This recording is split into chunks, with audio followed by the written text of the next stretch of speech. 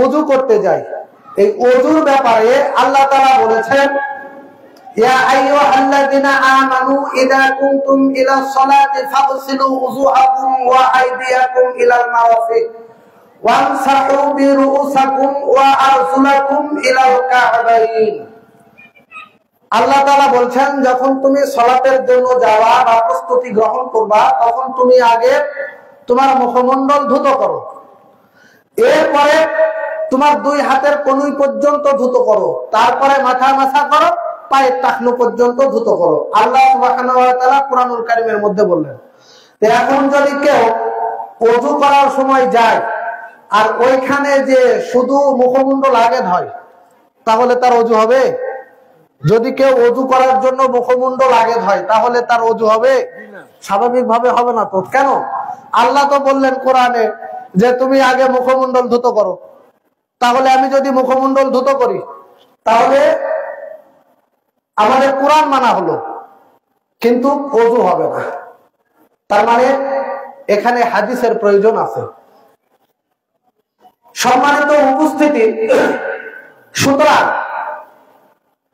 মুখমণ্ডল ধুত করলে যেমন ওযু হয় না, ওযু করতে হলে রাসূল সাল্লাল্লাহু আলাইহি ওয়াসাল্লামের দেখানো পথে ওযু করতে হবে।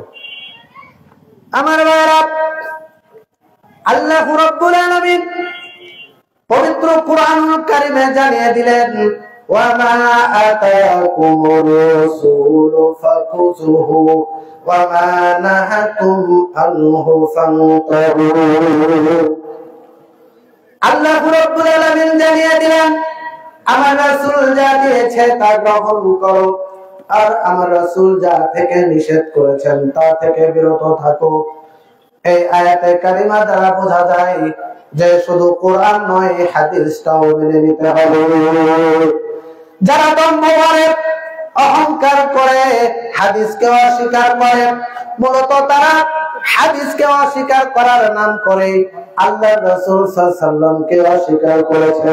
আর যারা রাসূলুল্লাহ সাল্লাল্লাহু আলাইহি ওয়াসাল্লামকে অস্বীকার করে, তারা কখনোই জান্নাতে প্রবেশ করতে পারবে না।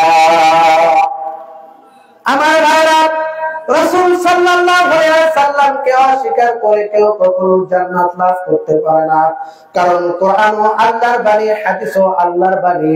আল্লাহ সুবহানাহু ওয়া তাআলা জানিয়ে দিলেন সূরা নাজমের ভিতরে, মা ইয়ানতিকু আনিল হাওয়া ইন হুয়া ইল্লা ওয়াহয়ুন ইউহা। আমার নবী নিজের থেকে কোনো কথা বলেন না, বরং ওহীর মাধ্যমে তিনি কথা বলেন। আমি যা বলতে বলি তাই তিনি বলেন, ওহীর আলোকে আমি যা নিষেধ করি তা থেকে তিনি বিরত থাকেন। সুতরাং আল্লাহ সুবহানাহু ওয়া তাআলা প্রতিটি কথা, নবী মুহাম্মদ সাল্লাল্লাহু আলাইহি ওয়াসাল্লামের প্রতিটি কথা, প্রতিটি কাজ, প্রতিটি কর্ম আল্লাহ রাব্বুল আলামিনের দেখানো ওহীর মাধ্যমে হয়। তিনি নিজের থেকে কোনো কথা বলেন না। যদি নিজের থেকে কোনো কথা বলতেন, তাহলে আল্লাহ সুবহানাহু ওয়া তাআলা সূরা হাক্কার ভিতরে কথা বলেছেন ৪৪ নম্বর আয়াতে, যদি আমার নবী নিজের থেকে কোনো কথা বলতো, তাহলে আমি তার ডান হাতটা ধরে নিতাম আর তার কণ্ঠনালীর শিরা কেটে ফেলে দিতাম, তোমাদের মধ্যে কেউ তাকে রক্ষা করতে পারতো না। এই আয়াত দ্বারা বোঝা যায় যে নবী মুহাম্মদ সাল্লাল্লাহু আলাইহি ওয়াসাল্লামের কথা, কাজ, মনোসম্মতিটাও হচ্ছে আল্লাহ রাব্বুল আলামিন এর ওহী। এরপরে আল্লাহ রাসূল জনাবে মুহাম্মদ রাসূলুল্লাহ সাল্লাল্লাহু আলাইহি ওয়াসাল্লাম বলেছেন, মা তাওয়াক্কানি ফিকুম আমরাইনি লান তাদিল্লু মা তামাসসাকতুম বিহিমা কিতাবাল্লাহি ওয়া সুন্নাতুর রাসূল। রাসূল সাল্লাল্লাহু আলাইহি ওয়াসাল্লাম বিদায় হজের ভাষণে বলেছেন যে আমি তোমাদের মাঝে দুটি জিনিস রেখে যাচ্ছি, একটি হচ্ছে আল্লাহর কিতাব আর অপরটি হচ্ছে তার রাসূলের সুন্নাহ। এই দুইটিকে যতদিন পর্যন্ত তোমরা আঁকড়ে ধরে থাকবে, ততদিন তোমরা পথভ্রষ্ট হবে না। তাহলে আমরা কি করে এই কথা বলতে পারি যে শুধুমাত্র কোরআন মানবো, হাদিস মানতে রাজি নই? যদি এই কথা কোনো নামধারী মুসলমান বলে, তাহলে তার ঈমান থাকবে না যতক্ষণ পর্যন্ত সে ঈমান পুনরায় গ্রহণ না করবে। সম্মানিত উপস্থিতি, যদি এই অবস্থায় ঈমান গ্রহণ না করে দুনিয়া থেকে বিদায় নিয়ে চলে যায়, তাহলে তার জন্য করুণ পরিণতি। আল্লাহ রাব্বুল আলামিন কোরআনুল কারীম সূরা আরাফ 187 নম্বর আয়াতের মধ্যে ঘোষণা দিলেন, ইয়াসআলুনাকা আনিস সাআতি আইয়ানা মুরসাহা কুল ইন্নামা ইলমু রাব্বি লা ইয়াজলিহা লিওয়াক্তিহা ইল্লা হুয়া। আল্লাহু রাব্বুল আলামিন নবী মুহাম্মদুর রাসূলুল্লাহ সাল্লাল্লাহু আলাইহি ওয়াসাল্লামকে ডাক দিয়ে বললেন, হে নবী, লোকেরা আপনাকে কিয়ামত সম্পর্কে জিজ্ঞাসা করে, ওদের জবাবে আপনি জানিয়ে দেন এই বিষয়ের খবর কেবলমাত্র আমার রবের নিকটে আছে, তিনি তা যথাসময়ে প্রকাশ করবেন। আল্লাহু রাব্বুল আলামিন নবী মুহাম্মদ রাসূলুল্লাহ সাল্লাল্লাহু আলাইহি ওয়াসাল্লামকে জানিয়ে দিলেন যে, হে নবী, লোকেরা আপনাকে কিয়ামত সম্পর্কে জিজ্ঞাসা করবে যে কিয়ামত কখন সংঘটিত হবে, আপনি ওদের কথার জবাবে জানিয়ে দিন এই বিষয়ের খবর কেবলমাত্র আমার রবের নিকটে আছে, তিনি তা যথাসময়ে প্রকাশ করে দিবেন। জিজ্ঞাসার কারণ হচ্ছে যে তারা কিয়ামতকে স্বীকার করতে যায় না। বর্তমান যুগের লোকেরা, আমাদের সমাজে এমন কতিপয় লোক বাস করে যারা আপনাকে প্রশ্ন করবে যে কিয়ামত বলে কোনো কথা আছে নাকি, মানুষ যখন মারা যায় তখন কিয়ামত আবার কি জিনিস। দেখবেন এক শ্রেণীর মানুষ আছে, তারা এই কথার দ্বারা কিয়ামতকে অস্বীকার করতে চায়। আবার কিছু লোক আছে, তারা বলে যে আমরা যখন মরে যাব, মরে যাওয়ার পরে মাটির সাথে একেবারে মিশে চূর্ণ বিচূর্ণ হয়ে যাব, তাহলে কি করে আমরা আবার জিন্দা হব। এই কথার দ্বারাও মারা যাব, কবরে তো আমাকে কেউ দেখতে যাবে না, যা হবে হবে। এই কথার দ্বারাও প্রমাণিত হয় যে ও মৃত্যুর পরে পুনরুত্থানকে, কবরের আযাবকে, কবরকে অস্বীকার করতে চায়। আমার ভাইরা, তাই তো আল্লাহ রাব্বুল আলামিন পবিত্র কুরআনুল কারীম সূরা আরাফ 187 নম্বর আয়াত দ্বারা জানিয়ে দিলেন যে, হে নবী, লোকেরা আপনাকে কিয়ামত সম্পর্কে জিজ্ঞাসা করে, ওদেরকে আপনি জানিয়ে দেন এই বিষয়ের খবর কেবলমাত্র আমার রবের নিকটে আছে, তিনি তা যথাসময়ে প্রকাশ করে দেবেন। যথাসময়ে তিনি প্রকাশ করবেন কখন কিয়ামত সংঘটিত হবে।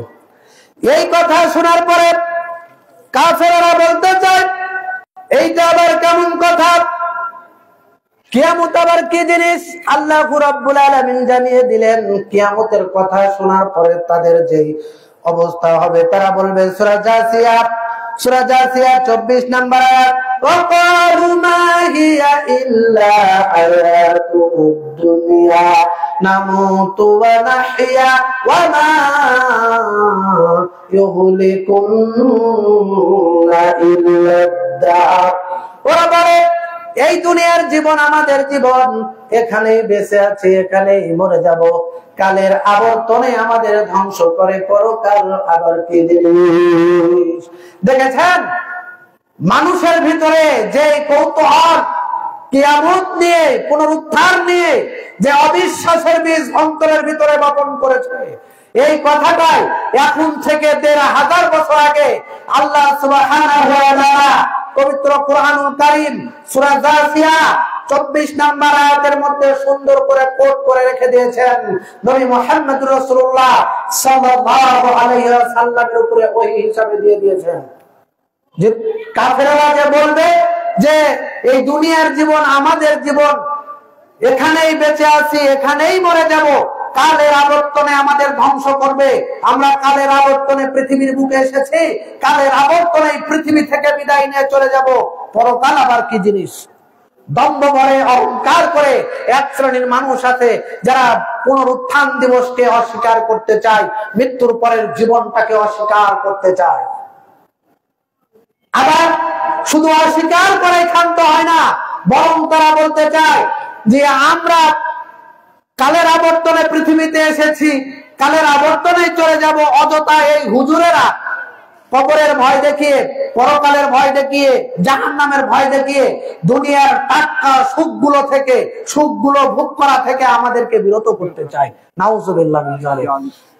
আমার ভাইরা, আল্লাহ রাব্বুল আলামিন ওদের কথার জবাবে জানিয়ে দিলেন সূরা জাসিয়াত 24-26 নম্বর আয়াতের মধ্যে আল্লাহ রাব্বুল আলামিন বললেন, কুলিল্লাহু ইউহয়িকুম সুম্মা ইউমীতুকুম সুম্মা ইয়াজমাউকুম ইলা ইয়াউমিল কিয়ামাতি লা রাইবা ফীহি।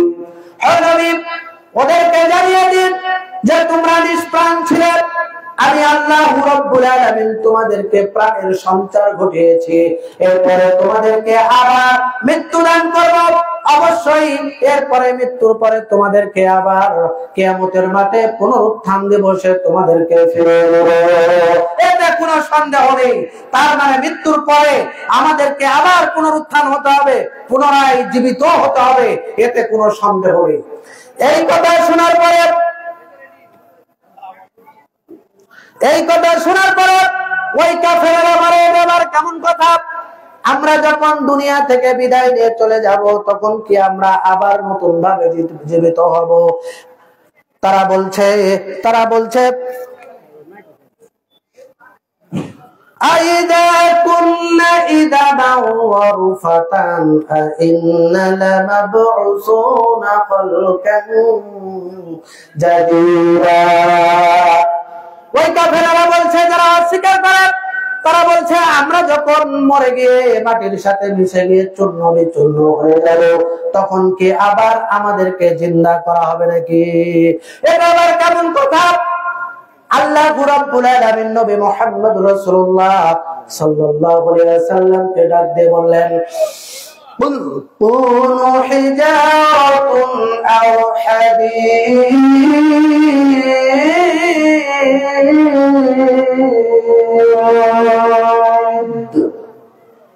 আল্লাহ রাব্বুল আলামিন নবী মুহাম্মদ রাসূলুল্লাহ সাল্লাল্লাহু আলাইহি ওয়াসাল্লামকে ডাক দিয়ে বলছেন, ও নবী, ওদেরকে জানিয়ে দাও, তোমরা যদি মরে গিয়ে মাটির সাথে মিশে গিয়ে চূর্ণ বিচূর্ণ হয়ে যাও, যদি তোমরা পাথর হয়ে যাও, আর যদি তোমরা লোহ হয়ে যাও, তারপরেও আল্লাহ পাক তোমাদেরকে জিন্দা করতে পারবে।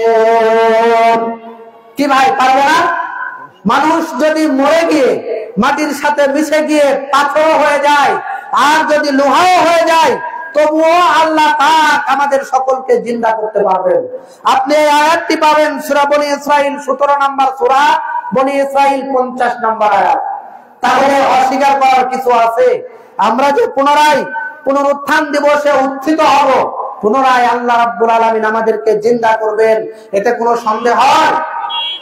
ওই কাফেররা বলে, এইটা আবার কি করে সম্ভব?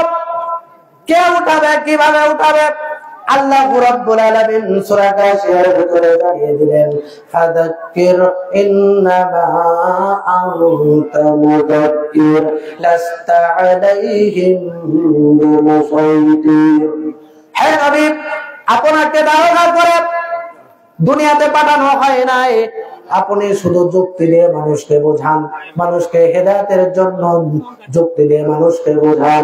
আল্লাহ রাব্বুল আলামিন যেভাবে যুক্তি দেন ওইভাবে মানুষকে যুক্তি দিয়ে বোঝান। আল্লাহ রাব্বুল আলামিন যুক্তি দেন, আনতুম আশাদ্দু খালকান আমিস সামাউ বানাহা। আমার ভাইরা, আল্লাহ রাব্বুল আলামিন যুক্তি দিচ্ছেন সূরা নাজিয়াত 27 নম্বর আয়াতের ভিতরে। আল্লাহ রাব্বুল আলামিন জানিয়ে দিলেন, আনতুম আশাদ্দু খালকান আমিস সামাউ বানাহা। ও কাফেররা, তোমরা যারা বলছো তোমাদেরকে কিয়ামতের দিনে উঠাতে পারবো না, বলো তোমাকে সৃষ্টি করা কঠিন না, ওই আকাশটা সৃষ্টি করা কঠিন। ওই আকাশটাই তো আমি আল্লাহ রাব্বুল আলামিন সৃষ্টি করে দিয়েছি, যে আকাশের কোন স্তম্ভ নেই, খুঁটি নেই, পিলার নেই, পিলার ছাড়া, স্তম্ভ ছাড়া, খুঁটি ছাড়া ওই আকাশটা সৃষ্টি করে দিলাম। যে আল্লাহ ওই আকাশটা সৃষ্টি করে দিলেন, ওই আল্লাহ বুঝে তোমাকে আবার জিন্দা করতে পারবো না। কি কথা বলো তোমরা? লক্ষ্য করে দেখুন কি করে আল্লাহ রাব্বুল আলামিন জিন্দা করবেন।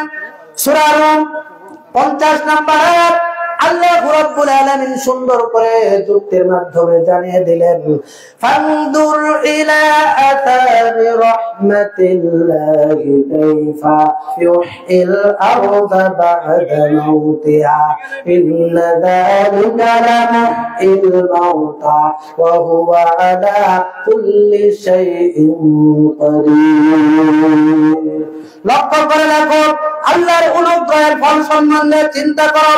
এই পৃথিবীর মাটিকে কিভাবে আল্লাহ রাব্বুল আলামিন জিন্দা করবেন। চৈত্র বৈশাখ মাসের প্রখর খরায় মাটি ফেটে যখন চৌচির হয়ে যায়, এই চৌচির হওয়া ফেটে যাওয়া মাটিকে বৃষ্টির পানি দেয় যেইভাবে আল্লাহ রাব্বুল আলামিন মাটিগুলোকে জিন্দা করেন, কিয়ামতের মাঠে ঠিক ওইভাবে তোমাকে জিন্দা করতে পারবে, কোনো সন্দেহ নেই। চৈত্র বৈশাখ মাসের প্রখর খরায় মাটি ফেটে যেভাবে চৌচির হয়ে যায়, এই চৌচির হওয়া ফেটে যাওয়া মাটিকে বৃষ্টির পানি দিয়া যেভাবে জিন্দা করে দিই, আল্লাহ বলছেন ওইভাবে কিয়ামতের মাঠে আমি মানুষদেরকে জিন্দা করতে পারবো। শুধু তাই নয়, আল্লাহ রাব্বুল আলামিন আরো বলে দিলেন, ওয়াল্লাহু আল্লাযী আরসালা আর-রিয়াহু ফাতুসিনা সাহাবান ফাসুন্নাহু ইলা বালাদিন মাইতিন ফাআহইনা। বাতাসকে হুকুম করি এই মেঘটাকে টেনে অমুক জায়গায় নিয়ে যাও। মেঘ চলে আসার পর এরপরে মেঘকে হুকুম করি বিন্দু বিন্দু করে বৃষ্টি বর্ষণ করে দে। বৃষ্টি এইভাবে বৃষ্টির পানি দিয়ে মরা জমিনটাকে যেইভাবে জিন্দা করে দিই, কাযালিকাল নুশুর। এই প্রসেসটা যেইভাবে করি কিয়ামতের দিনে ওইভাবে আমি মানুষদেরকে জিন্দা করতে পারবো। কাইফা তাকফুরুনা বিল্লাহি ওয়া কুনতুম আমওয়াতান সঞ্চার করেছি, তোমার কোনো অস্তিত্বই ছিল না, এই অনস্তিত্ব থেকে তোমাকে অস্তিত্ব পরিণত করেছি। এরপরে আমি তোমাকে আবার পৃথিবীতে বড় করেছি। এরপরে আমি তোমাকে মৃত্যু দেব, মৃত্যুর পরে তোমাদেরকে পুনরায় আবার জীবিত করব। অবশেষে আমার নিকটে তোমাদের ফিরে আসতে হবে। কি করে তোমরা আল্লাহকে অস্বীকার করো? এই আয়াতটি পড়েছি সূরা বাকারা 2 নম্বর সূরা 27 নম্বর আয়াত। এরপরে আল্লাহ বলেছেন সূরা ফুরকান আসেন, বাল কাযযাবু বিস-সাআতি ওয়া আ'তাদনা লিমা কাযযাবু বিস-সাআতি শাগীর। আল্লাহ বলেছেন আসলে ওরা কিয়ামতকে অস্বীকার করেছে, আর যারা কিয়ামতকে অস্বীকার করবে, মিথ্যা মনে করবে, তাদের জন্য আমি জ্বলন্ত আগুনের ব্যবস্থা করে রেখে দিয়েছি। নাউযুবিল্লাহ মিন যালিক। যারা দম্ভ করে, অহংকার করে, কিয়ামতকে অস্বীকার করে, কোরআনকে অস্বীকার করে, পরকালকে অস্বীকার করে, হাদিসকে অস্বীকার করে, আল্লাহর নবীকে অস্বীকার করে, আল্লাহ বলছেন মূলত তারা কিয়ামতকে অস্বীকার করে। আর যারা কিয়ামতকে অস্বীকার করবে, মিথ্যা মনে করবে, আমি তাদের জন্য জ্বলন্ত আগুনের ব্যবস্থা করেছি। একটু লক্ষ্য করে দেখলে বুঝবেন, আজকে কোন মুসলমানের কলিজার উপরে নির্যাতনের স্ট্রিম রোলার চালানো হচ্ছে। ফিলিস্তিনের দিকে লক্ষ্য করে দেখুন, মুসলমানের কলিজার উপরে স্ট্রিম রোলার চালানো হচ্ছে। মুসলমানদের ছোট ছোট বাচ্চাগুলোকে একেবারে বোমা দিয়ে উড়িয়ে দিচ্ছে। এই অবস্থায় যখন বিশ্বের মুসলমানদের, তখন বাংলাদেশের নামধারী মুসলমানেরা বৈশাখের নাম করে হুল্লোড় করছে। লক্ষ্য করে দেখবেন, বৈশাখের নাম করে পান্তা খাচ্ছে, ইলিশ মাছ খাচ্ছে। ওহে বাংলার মুসলমানরা, তোমাদের কখন টনক লড়বে? যে সময় ফিলিস্তিনের মুসলমানদের উপরে এইভাবে আঘাত আনছে, মূলত তোমরা তো পবিত্র কোরআনকে অস্বীকার করার নাম করে পরকালকে অস্বীকার করছো। এটা তোমরা তো ভেবে দেখছো না। তোমাদের যদি পরকালের কথা চিন্তা থাকতো, তাহলে তোমরা বৈশাখের নাম করে, পয়লা বৈশাখের নাম করে, অশালীন অশ্লীলতা বেহায়াপনার নাম করে তোমরা এইভাবে আমল প্রমোদ করতে না। আমার ভাইরা, আল্লাহ রাব্বুল আলামিন পবিত্র কোরআনুল কারীম সূরা হজ 1 নম্বর আয়াতের মধ্যে ঘোষণা করে দিলেন, ইয়া আইয়ুহান নাসু তাকু রাব্বাকুম ইন্না যালজালাতাস সাআতি শাইউন আযীম। আল্লাহ বলেন, হে মানব মণ্ডলী, প্রত্যেকটা মানুষকে লক্ষ্য করে আল্লাহ রাব্বুল আলামিন বলেছেন, এখানে কোন ঈমানদারকে ডাক দিয়ে বলেন নাই, কোন মুত্তাকিকে আহ্বান করে বলেন নাই, মুমিন মুত্তাকি পরহেজগারকে ডাক দিয়ে বলেন নাই। তিনি ইহুদি, খ্রিস্টান, নাসারা, বৌদ্ধ, মুসলমান প্রত্যেকটা জাতি যতগুলো মানুষ রয়েছে প্রতিটি মানুষকে লক্ষ্য করে বলেছেন, ইয়া আইয়ুহান নাস, হে মানব মণ্ডলী, আত্তাকু রাব্বাকুম, তোমরা তোমাদের প্রতিপালককে ভয় করো। ইন্না যালজালাতাস সাআতি শাইউন আযীম। আর চিন্তা করো, কিয়ামতের কম্পন খুবই মারাত্মক, খুবই ভয়াবহ। যদি কিয়ামতের যে কম্পন রয়েছে, এই কম্পনের কথাই যদি আমরা চিন্তা করি, এই কম্পনের কথা যদি আমরা চিন্তা করি, তাহলে আমরা দুনিয়াতে হই হুল্লোড়, বেহায়াপনা, অশালীন, শিরকি, বিদআতি থেকে আমরা বিরত থাকতে সমর্থন হব, বিরত থাকতে শক্তি যোগাবো, ইমানের দিক দিয়ে শক্তি যোগাতে পারবো। কিন্তু আমরা তো পরকালকে অস্বীকার করছি, আমরা মূলত পরকালকে স্বীকার করতে চাই না। যদি চাই, ভয় যদি অন্তরের ভিতরে থাকতো, তাহলে আমরা সেই কম্পনের কথা চিন্তা করতাম। আর এই কম্পন দুনিয়ার এই 30 সেকেন্ড 35 সেকেন্ডের ভূমিকম্পের মতো নয়। সাধারণত 30-35 সেকেন্ড ভূমিকম্প যদি শুরু হয়ে যায়, 30-35 সেকেন্ড যার স্থায়িত্ব, এইটুকু সময় আমরা স্থির থাকতে পারি না। আর যে সময় কিয়ামত সংঘটিত শুরু হয়ে যাবে, কিয়ামতের কম্পন খুবই মারাত্মক, খুবই ভয়াবহ, পাহাড়গুলো ধুলিত তোলার মতো উঠতে থাকবে। যখন সমুদ্রের ভিতরে যখন আগুন শুরু হয়ে যাবে, আগুন লেগে যাবে, যখন সমুদ্রগুলো উত্তাল শুরু হয়ে যাবে, আল্লাহ রাব্বুল আলামিন বলেছেন, ইন্না যালজালাতাস সাআতি শাইউন আযীম, নিশ্চয় কিয়ামতের কম্পন খুবই মারাত্মক, খুবই ভয়াবহ।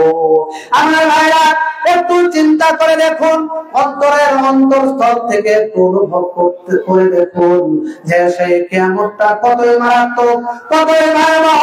শুধু কম্পন স্থির থাকবে না, এত কম্পন শুরু হবে। আল্লাহ রাব্বুল আলামিন বলেছেন, ইয়াউমা তারাউনাহা তাযহালু কুল্লু মুরদিআতিন আম্মা আরদাআত, সেই দিন দেখতে পাবে স্তন্যদায়িনী মা তার স্তন্যপায়ী বাচ্চাকে ভুলে যাবে। আমার ভাইরা, লক্ষ্য করে দেখবেন, পৃথিবীতে মা যখন কোন বিপদ মুসিবতে পড়ে যায়, কখনো দুনিয়ার সব কিছু বলে থাকতে পারে, কিন্তু স্তন্যদায়িনী শিশুর কথা বলতে পারে না। যাকে দুধ পান করায়, এই শিশুর কথা মা কখনো বলতে পারে না। বলতে পারবে? বলুন তো, ভোলা সম্ভব? পৃথিবীতে এমন কোন দুষ্ট মা নাই যে ওই সন্তানকে ভুলে থাকতে পারে। অথচ আল্লাহ রাব্বুল আলামিন জানিয়ে দিলেন, ইয়াউমা তারাউনাহা তাযহালু কুল্লু মুরদিআতিন আম্মা আরদাআত, সেই দিন দেখতে পাবে স্তন্যদায়িনী মা তার স্তন্যপায়ী বাচ্চাকে ভুলে যাবে। وتدع كل ذات حمل حملها, দেখতে পাবে গর্ভধারিণী মেয়েরও তাদের গর্ভপাত করে ফেলবে, গর্ভ এমনিতেই খসে যাবে। মানুষগুলো উদ্ভ্রান্ত হয়ে পাগলের মতো ছোটাছুটি করবে। আল্লাহ বলেন, আসলে ওরা দিশাগ্রস্ত নয়, পাগল নয়। তাহলে এই মানুষগুলো ছোটাছুটি করছে কেন? স্তন্যদায়িনী মা তার স্তন্যপায়ী বাচ্চাকে ভুলে যাবে, গর্ভধারিণী মেয়ে তাদের গর্ভপাত করবে। মানুষগুলো উদ্ভ্রান্ত হয়ে পাগলের মতো ছোটাছুটি করবে। আসলে এরা পাগল নয়, নেশাগ্রস্ত নয়। তাহলে এইভাবে উদ্ভ্রান্ত হয়ে পাগলের মতো ছোটাছুটি করে করবে কেন? আল্লাহ বলেন,